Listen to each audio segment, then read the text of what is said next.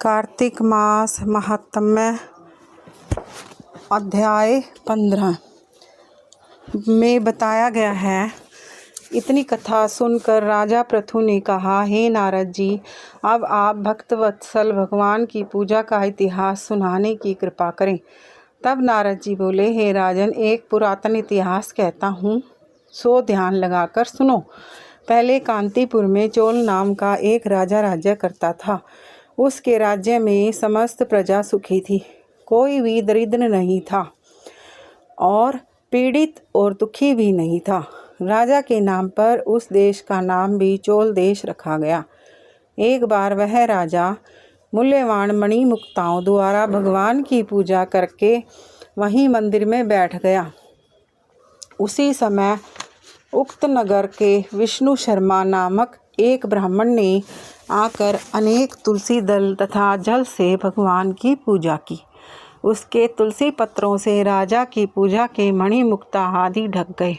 यह देख राजा ने क्रोधित होकर ब्राह्मण से कहा, हे विष्णु शर्मा, तुमको पूजा का कुछ भी ध्यान नहीं है। मणिमुक्ताओं से की गई मेरी पूजा की शोभा को तुमने तुलसी दलों से ढक कर समाप्त कर दिया है। यह सुन विष्णु शर्मा कहने लगा, हे राजन, अभिमान के वशीभूत होने के कारण तुम भगवान शिव की पूजा को नहीं जानते। ब्राह्मण के ये वचन सुन राजा ने कहा, हे ब्राह्मण, तुम दरिद्री हो, इस कारण भगवान की पूजा क्या जानो। क्या तुमने कभी भगवान का कोई स्थान बनवाया अथवा कोई यज्ञ आदि किया? अगर यही बात है तो मैं देखता हूँ कि भगवान की भक्ति करके पहले तुम स्वर्ग में जाते हो या मैं जाता हूँ।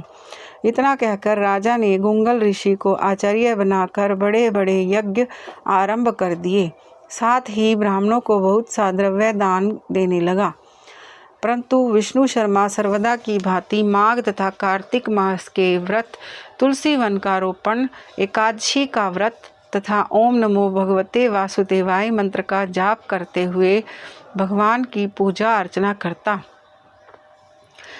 उसके बाद वह उठते बैठते, चलते फिरते हर समय भगवान का नाम स्मरण तथा कीर्तन करने लगा। साथ ही एक समय भोजन करता। एक दिन विष्णु शर्मा ने ज्यों ही रसोई तैयार करके रखी, कोई पाक उठाकर ले गया। इसके बाद उसने सायंकाल का व्रत भंग होने के भय से पुनः रसोई नहीं बनाई और भगवान का भजन करता हुआ भूखा ही सो गया। दूसरे दिन फिर रसोई बनाई और ज्यों ही भगवान का भोग लगाने लगा, कोई फिर पाक उठा कर ले गया। इसी प्रकार ब्राह्मण को निराहार 7 दिन व्यतीत हो गए। विष्णु शर्मा भूख के मारे व्याकुल हो गया, परंतु सत्संग का समय भंग न हो जाए इस भय से उसने दूसरी बार रसोई तैयार नहीं की। वह यही सोचता रहता कि न जाने कौन हमारा पाक उठाकर ले जाता है। भक्तों के इस आश्रम को छोड़ना भी उसने उचित नहीं समझा।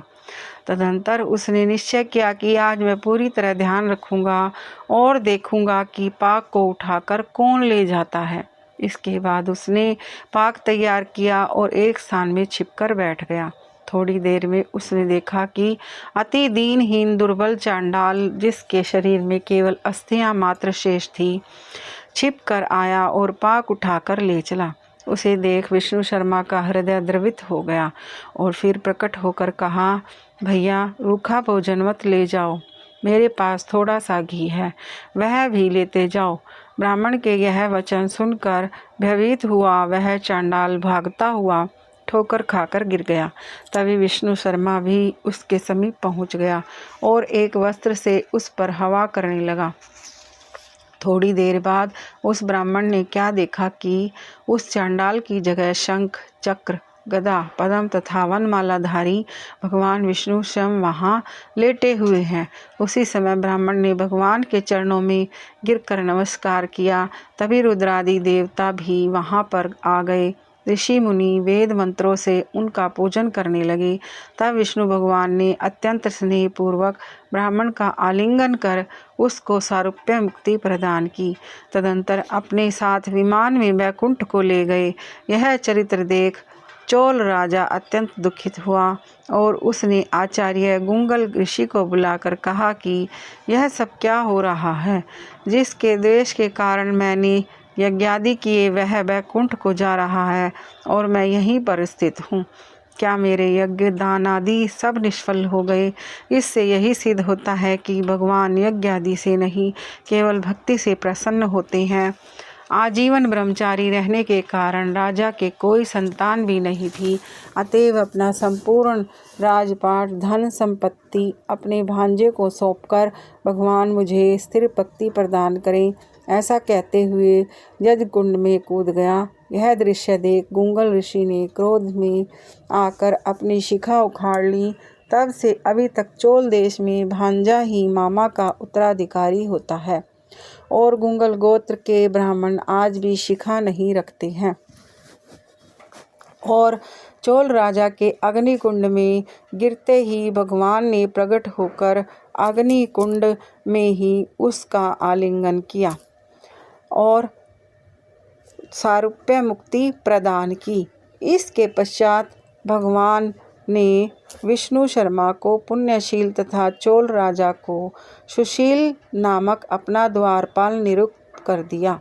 यह था 15वां अध्याय। ओम नमो